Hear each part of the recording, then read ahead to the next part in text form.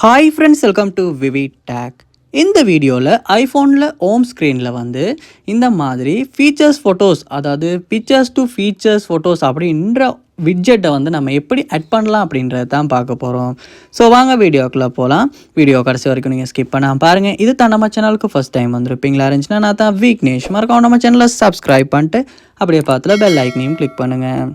அதாவது உங்கள் ஐஃபோனில் ஹோம் ஸ்க்ரீனில் பார்ப்ப மாதிரி இருந்துச்சுன்னா இந்த மாதிரி விட்ஜெட் ஒன்று ஆட் பண்ணலாம். ஸோ இதில் நம்ம ஃபோனில் உள்ள ஃபோட்டோஸ் வந்து மல்டிபிளாக சேஞ்ச் ஆகிட்டே இருக்கும். ஸோ ஒரு பெஸ்ட்டான ஒரு விட்ஜெட்னு கூட சொல்லலாம்.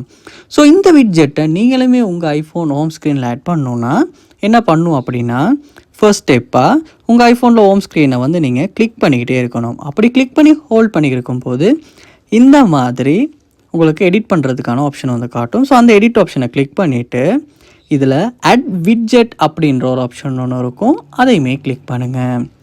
கிளிக் பண்ணோன்னே இந்த மாதிரி உங்களுக்கு விட்ஜெட் ஒன்று ஷோ ஆகும். ஸோ இதை கிளிக் பண்ணி ஹோல்ட் பண்ணிக்கிட்டே இருப்பீங்களா இருந்துச்சுன்னா அந்த ஃபீச்சர் வந்து இந்த மாதிரி அட் விட்ஜெட் அப்படின்ற ஆப்ஷனுக்கு சேஞ்ச் ஆகும். ஸோ அட் விட்ஜெட் கொடுக்கும்போது அந்த விட்ஜெட் வந்து உங்களுக்கு இப்போ ஹோம் ஸ்க்ரீனில் இந்த மாதிரி அட் ஆகிரும்.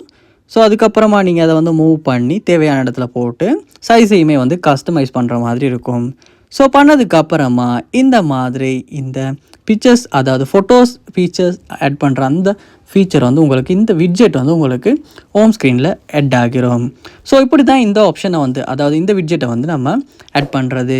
ஸோ இந்த வீடியோ உங்களுக்கு ரொம்பவே யூஸ்ஃபுல்லாக இருந்திருக்கும்னு நினைக்கிறேன். இது போல் நிறைய வீடியோ பார்க்கணுன்னா கண்டிப்பாக நம்ம சேனலை சப்ஸ்கிரைப் பண்ணுங்கள். அப்படியே பார்த்துல பெல் ஐக்கனையும் கிளிக் பண்ணுங்கள்.